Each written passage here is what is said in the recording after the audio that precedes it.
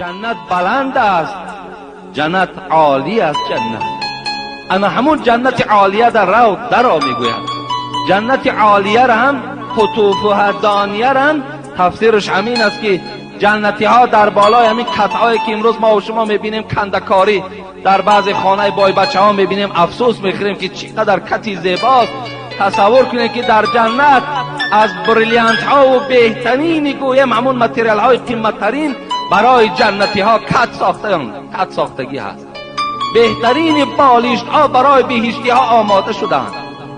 الله حکایه میکند که جنتی میگه در زیر کشش بالیشت ها و تکیه زده است که مبادایی که دلش یک سیب میخواهد، دلش خرما میخواهد، همون زمان وای پیدا میشود. بنده از او در حال استفاده میبرد. جنت جایی هست پدرای عزیز که در اونجا دیگر